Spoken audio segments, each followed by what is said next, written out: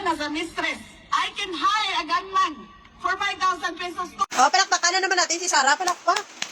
Dapat maging proud tayo sa kanya dahil mag-ahire siya ng gunman na 5K lang. Palakpakan niyo. Maging proud kayo, magbunyi kayo dahil ang isang Vice President ng Pilipinas ay mag-hire ng gunman para patayin ang mistress ng asawa. O, i-share nyo to mga DDS. Dapat proud kayo, palakpakan nyo ang inyong Vice President. Dapat proud kayo nga criminal-minded ang inyong sinusuportahan. Dapat proud kayo nga karahasan ang lumalabas sa bibig ng inyong sinusuportahan. Dapat proud kayo. At sa mga iniidolo nyo na puro pagpatay ang tanging lumalabas sa kanyang bunganga. O, palakpak. Di puta. Diba? Mag-hire ng gunman, criminal. Kahit saan ang gulo, tingnan, criminal-minded talaga. Talagang nananalaytay sa kadugo-duguan nila. Yang lagi pag may hawak na may kupulo, pagpatay agad ang pumapasok sa isip. Pero pag tinanong mo tungkol sa issue ng Pilipinas at sa nangyayari sa bansa ng Pilipinas, walang alam, walang maisagot, walang comment. Pero pag sinabi, nagpaninira, yara agad-agad may nasasabi yan, walang hanggan.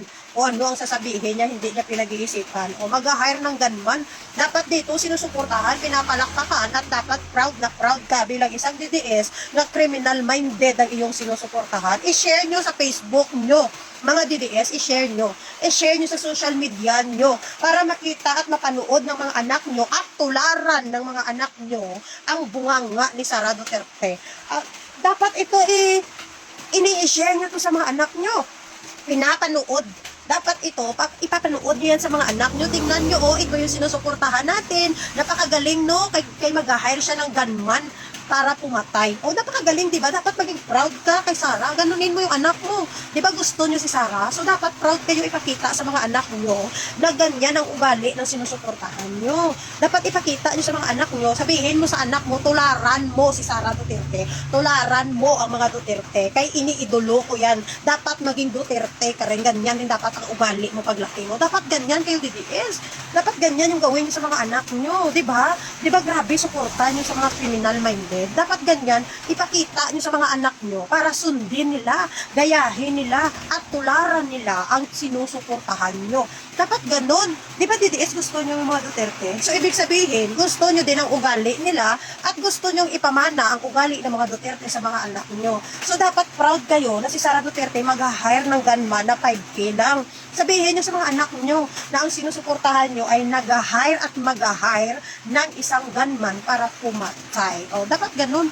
O, diba? Dapat ganun. Dapat proud kayo. Huwag nyo ikahiya ang isang Sara Duterte nyo. Dapat proud kayo sa ginagawa niya. Diba? Proud kayo sa kanyang sinasabi, sa kanyang sinasalita. Lahat sa action niya, dapat proud na proud kayo bilang isang tagasunod at isang tagasuporta ng Sara Duterte. O, diba? Magagalit na naman kayo pag sinabihang criminal-minded yung idol nyo. Ano tawag mo? Sa tao na mag-hire ng gunman para pumatay. Hindi ba yan criminal-minded? Tapos magtataka kayo, magagalit kayo, sasabihin nyo, karahasan niya ngayon ang nangyayari.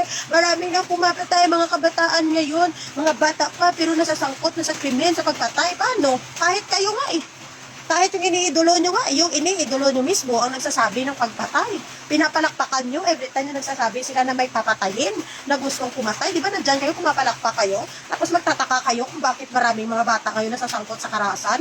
Paano hindi masasangkot sa karahasan? Kahit kayo nga, suportado at sinusuportahan ang mga utak kriminal.